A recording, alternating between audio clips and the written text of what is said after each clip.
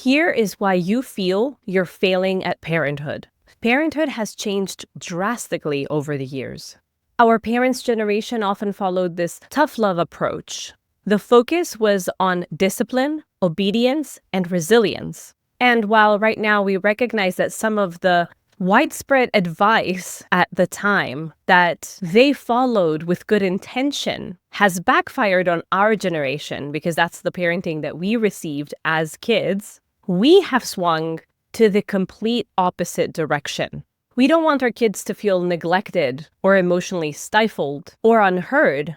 And so what we've done in order to counter that is to become hyper-aware, hyper-present, and often hyper-involved. The result? A generation of parents who are drowning in guilt, constantly questioning if they are good enough, and stretching themselves so thin that their identity is barely recognizable.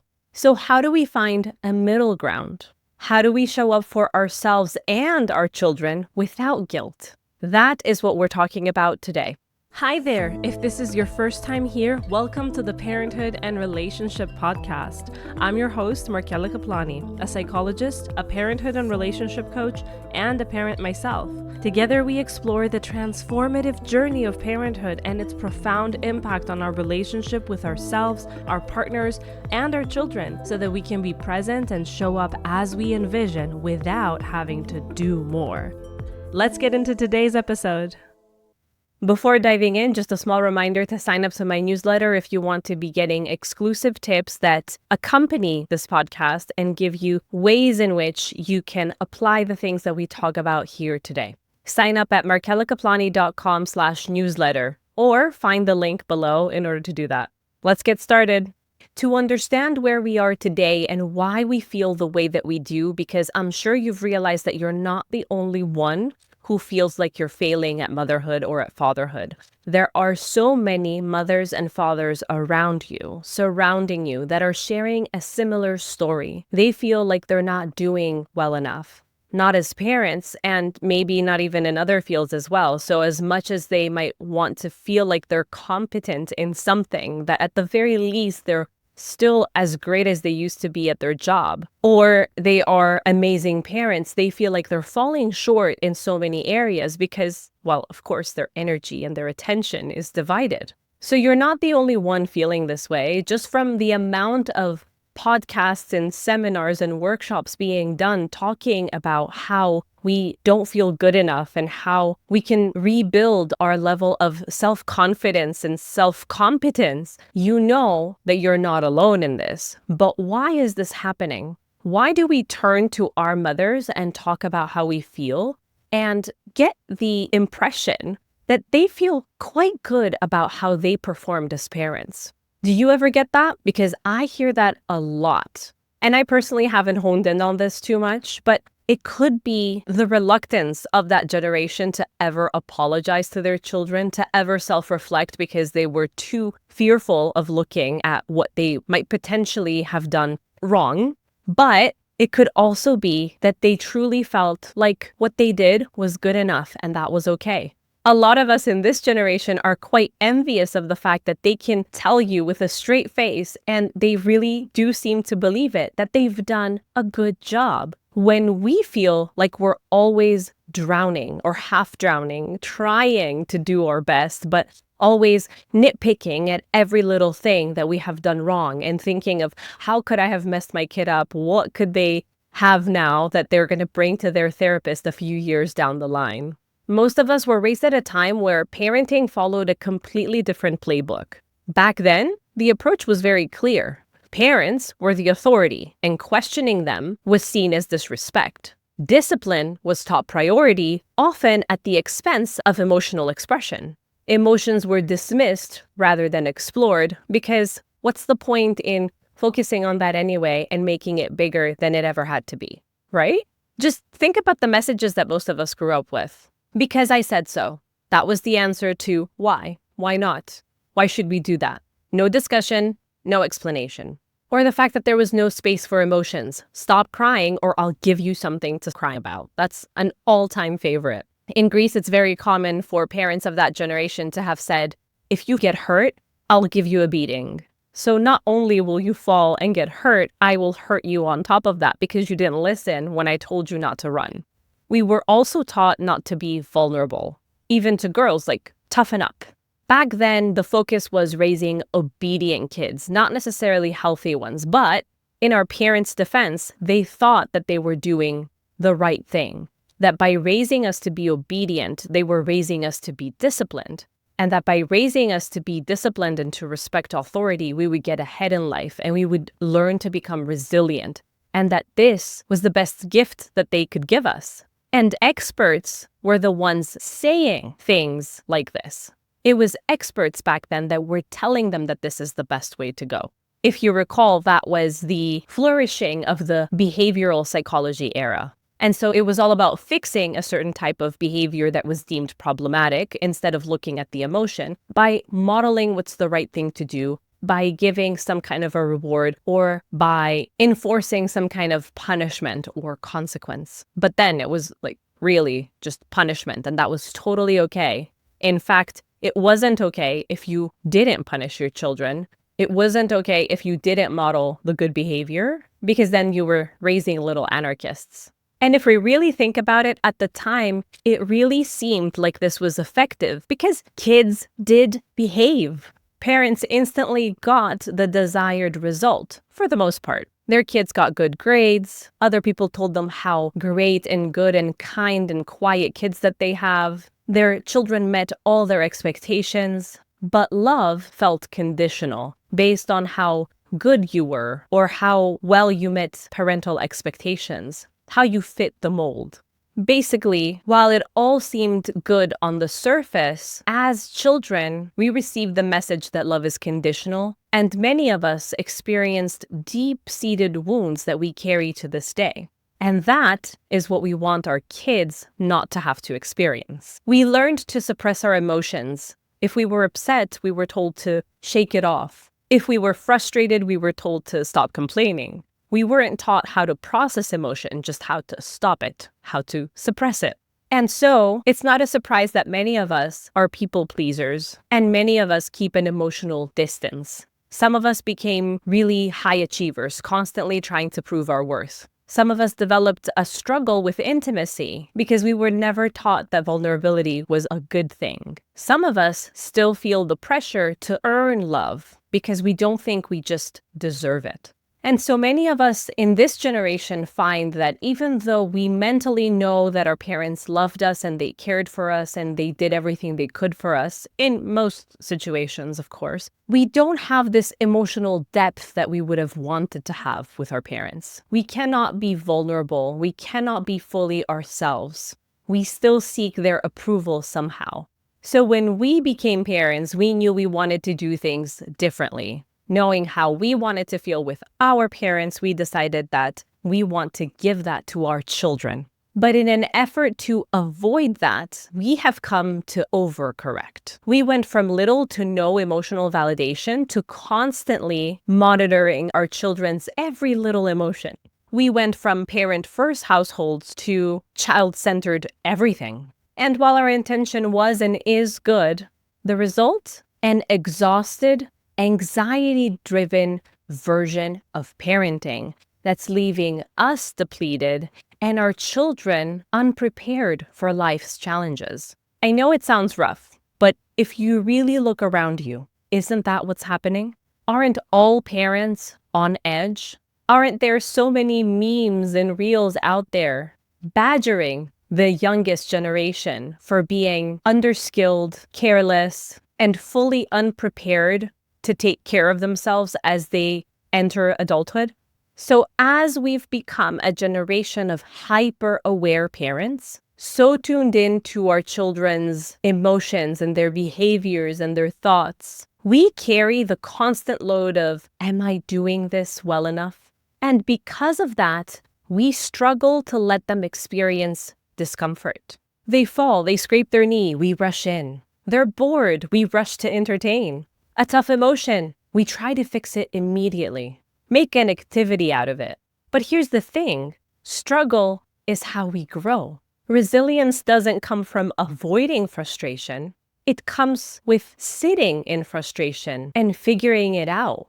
And while many of us think that's what we're doing, we think that by sitting there and analyzing all the emotions and discussing every little detail is where we're letting them sit in the frustration. A lot of times, unknowingly, we overreact to the emotion that the child is having. And so in trying to teach them that they are capable of handling the emotion, just the mere fact that we stepped in so quickly, that we made such a big deal about it, which in certain cases is unnecessary, is telling the child that they cannot handle their own emotions. And that emotions are scary because mommy or daddy is frantically stepping in every time. In trying to be different, we have also internalized the narrative that we have to sacrifice our needs and ourselves in order to meet their needs. So the previous generation really was very parent-centered.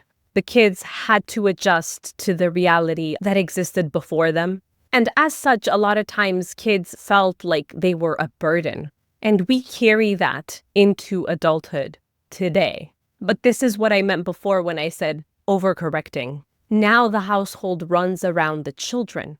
And so we as parents are running on empty. We are so exhausted because we've been taught that good parenting means being available all the time. Good parenting means tending to every single need that our child has at the moment that they have it. We give and we give and we give until there's nothing left for ourselves. But the reality is that self-sacrifice isn't synonymous to love. A depleted parent is not a more loving parent. In this overcorrection, we are living in constant guilt. No matter how much we do, it never feels good enough.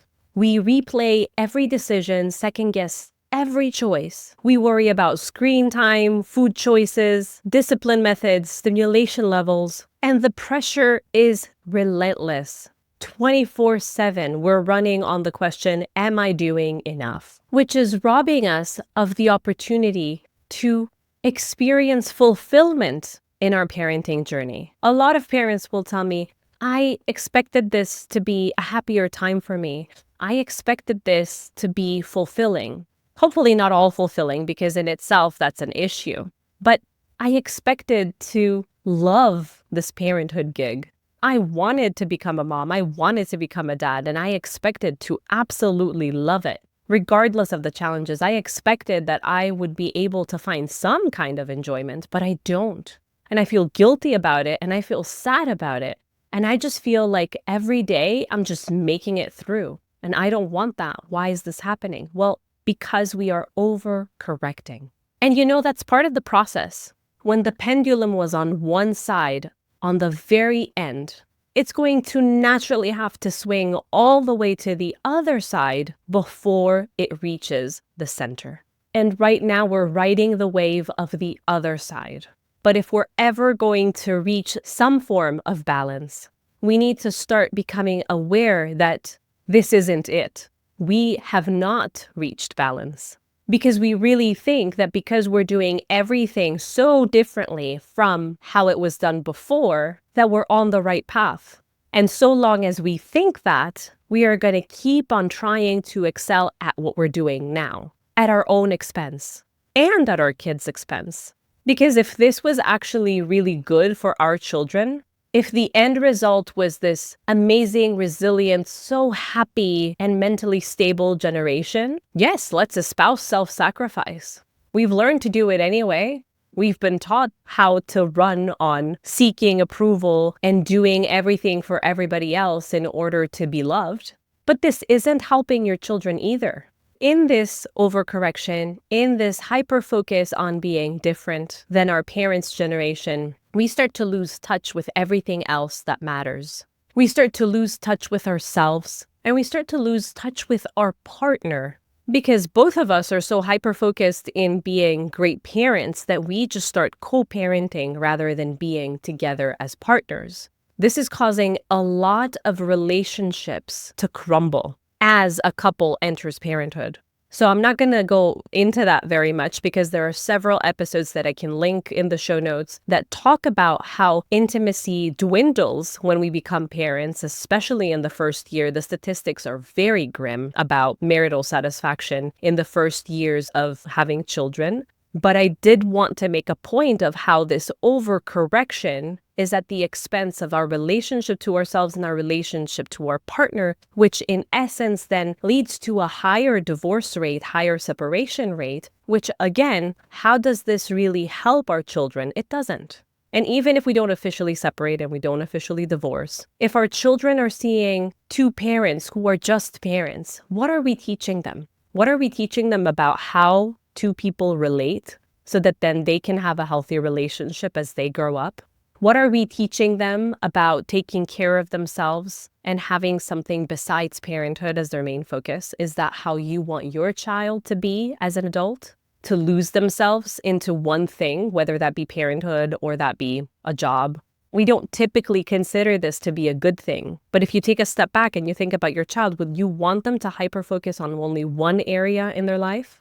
Would you want them to only be focused on their relationship with their partner so that they ruin their relationship with their family, so that they can't work, so that they have kids but their kids are neglected?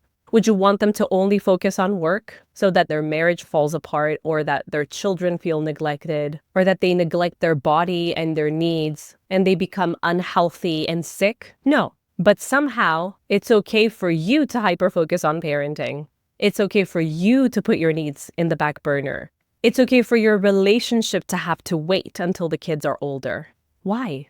And is that what we want to be modeling? Because while we don't want to be focusing only on behavior, as noted before, there are parts of behavioral psychology that are helpful and are very valid. We are modeling relationships in the way that we relate to them, to our children, and in the way that we relate to ourselves, how we take care of ourselves, and in the way that we relate to our partner. So if we're only really focused on the relationship that we have with our children, and since our children see us as gods and as experts at everything, at least until a certain age, then it's quite possible that this is exactly the way that they are going to be when they have a family. Or they are going to overcorrect, and then they may become very self-centered and selfish, neglectful even. Who knows? So ironically, in trying to protect our children by focusing on them and their needs and their emotions, we are creating challenges for them. They struggle with independence. They don't know how to problem solve. They don't feel like they're resilient enough. They fear failure because they haven't learned to sit in it. They internalize our anxiety because kids are our mirrors. If we are constantly stressed and guilt-ridden, they pick up on that energy. And of course, they don't see a healthy model of adult life. We show them that parenthood means losing yourself. And then this is what they will expect of themselves and of their experience as they become parents. So they may avoid it altogether. No wonder why there are more and more people who are deciding consciously not to have children. And some of them would have never wanted to, and that's totally fine. But I do wonder if a lot of people who choose not to have children are choosing it because they truly don't feel called, or because they're fearful of what that means in terms of how they will relate to themselves and their partners, of what that means as sacrifice, of what that means in terms of what they will have to lose. It's like overwatering plants. You do it out of love, you're taking care of them, you're watering them, but their roots will eventually rot. It's the same for our children. If we're constantly giving them our presence, our attention, our whole selves, we aren't necessarily helping them grow. Sometimes we are making them less capable of thriving on their own. And no, we don't have to get to where our parents were, because with this kind of logic is where our parents just threw us to the curb and said, you can do it. Because they were taught that this will make us more capable. We don't have to be that. There is a middle ground. So if the old way wasn't ideal, and if the new way is leaving us drained, what do? How do we find that balance? The first and most important step or way to do this is to shift our perspective on what we think is necessary. Guilt has become the default setting for most parents. We feel guilty when we set a boundary. We feel guilty when we take time for ourselves. We feel guilty when we're not perfectly patient and regulated at every point in the day. But here's the thing, guilt isn't always a sign that you're doing something wrong. Sometimes it's just a sign that you're doing something differently. that you're breaking patterns, that you're learning. And even if it is a signal that you're doing something wrong, it's really important to reconsider the definition of wrong. Is it truly wrong? By what standards is it wrong? To what degree is it wrong? So I invite you from now on, instead of asking, is what I am doing good enough? Start asking yourself, is what I'm doing sustainable? Is it modeling the type of life that I actually want my kids to have? Because if we don't want our children to feel guilty for taking care of their own needs, we need to start showing them that it's okay to take care of themselves by doing that for ourselves.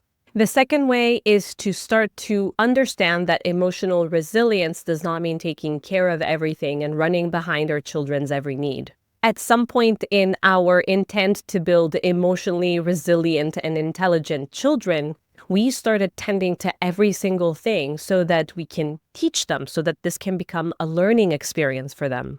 What we didn't realize is that we were showing them that feeling sad and feeling angry and feeling all these things is scary, and we need to talk about it, and we need to tend to it at all times, and we need to make a big deal out of it, and we need to fix it. Why are you sad? Let's fix it.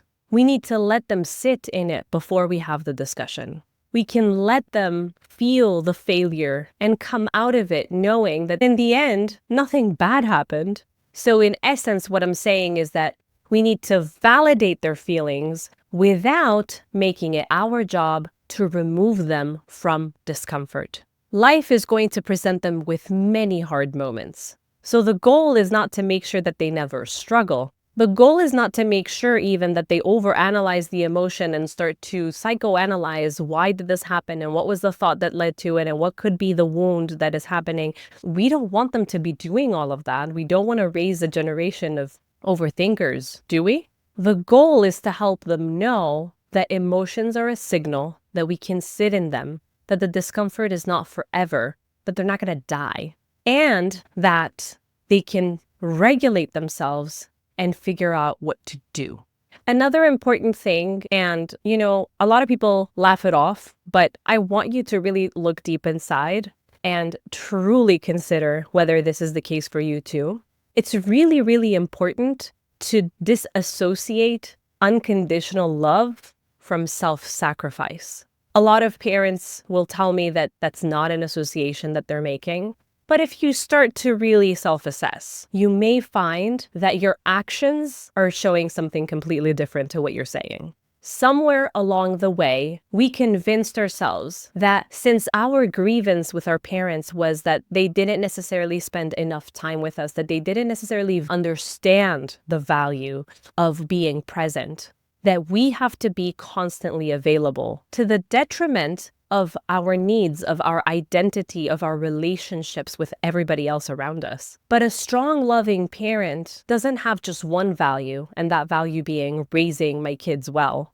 A strong, loving parent is one who presents a full life, who has multiple things that they value, who doesn't just serve a boss, serve the children, serve the household, but also lives a life that is full, that is happy, that is rich. So again, instead of asking yourself, am I doing it right? It is much more helpful to ask, am I modeling the kind of life that I hope my children will have? I don't want my children to be overextended, putting themselves last. So why is that what I'm showing them every single day? I want them to have a fulfilling life, including parenthood, if they choose to become parents. And if I believe that this is the standard that they deserve, don't I deserve it too? And if I am God to them, and as God I think that the best way to live is to put myself last, then isn't that what they are going to internalize? So I want you to make space for yourself without feeling guilt. I know this is hard. The idea of taking time for yourself might feel selfish. And this has been drilled inside our heads for such a long time. But your kids need to see you taking care of yourself. Your kids need to see you in different capacities. And your kids deserve to see you happy. I was having a session just yesterday with a client, and she was telling me how basically she has become the happiness bearer for the family. From a very young age, she had to learn to read the room And so she's rewarded for being empathetic, but it's a trauma response. She was living in such a volatile emotional environment that she needed to know when things weren't stable. And she felt like it was her responsibility to appease her mother when she was mad or when she was sad, because her mother never took responsibility for her emotions. Her mother never did something about them. And maybe her mom had decided that this is my life, that this is me being a good parent, that I put myself last and I self-sacrifice. You can't hide how draining this is. You are going to be sad and you are going to be mad if this is the way that you live constantly every single day. But do you see what it did to that child? Now fully grown into an adult who learned that she had to be the one who would have to uplift the mood, whether that be by following every single thing that her mom said to the letter so that there was no room for her to be unhappy or to get mad, or by not being too happy because that would offend her mom who couldn't stand too much happiness. When we don't tend to our emotions because we're putting other things and other people and our children first, our children decide that it's their job to tend to our emotions. That since mom is doing such a great job for me and she's trying so hard and she's so loving and taking care of me, I have to take care of her because I don't see her happy. But that is not your child's burden to carry. Your emotions are your responsibility. And by putting yourself last, you are not tending to your emotional world. And you are giving them a job that is not theirs to have. So if nothing else was convincing enough from what I said today on this podcast, let it be that. You're not responsible to fix everything for your children. You are not meant to always be there for them every minute of every day. And hell, you're not even supposed to be happy all the time. But when you're unhappy, when you are mad, it's your responsibility to tend to those emotions. And if you are self-sacrificing, if you are there 24/7, if you're exhausted, depleted, drained, I'm willing to bet that you are not able to truly regulate. You are going to be sad, you are going to be mad, you're going to be frustrated, you're going to be disappointed, and all of that is something that your kids pick up on. It's something that they don't like, and it's something that they will try to fix because our kids feel like they are responsible. They feel like it's their fault. So if you're going to do something specifically in order to be a good parent, let it be that. Let it be that you find ways that make you happy, that help you self-regulate. And let that be without guilt, because a lot of the things that are going to make you happy and are going to help you start regulating your nervous system and your emotional world are going to be things that don't involve your children, and that's okay. You're not going to suddenly be unavailable. Trust me. But of course, if you are with them 24/7 or most of the day, and now all of a sudden you start spending an hour to yourself or half an hour to yourself every day, that is a drastic change and it's going to feel very uncomfortable for you. That's okay. You can learn to sit in the discomfort as well. You've been taught to do it anyway, haven't you? So as a fifth suggestion, basically what I'm trying to say is that you can let your kids struggle just a little. You can be there for them, you can be there with them, but try not to resolve things with them and for them every single time. Give them age-appropriate freedom to make mistakes, to feel disappointment, and then to problem solve and to build self-confidence in their abilities. This doesn't mean stepping back entirely, abandoning them. It means stepping back just enough. Enough for them to feel supported, but also capable. Enough for you to be attentive, but to also have room and space and energy to tend to your emotions too. I love this quote by Carl Jung. The greatest burden a child must bear is the unlived life of the parent. Our kids don't need us to be martyrs. They don't need us to disappear into our role of parent. They need to see us as whole people because that gives them permission to be whole too. They need to see us happy and content because that gives them permission to be happy and content as well. So here's the big takeaway. Parenthood is not about having to choose whether I'm going to be fully detached or fully available.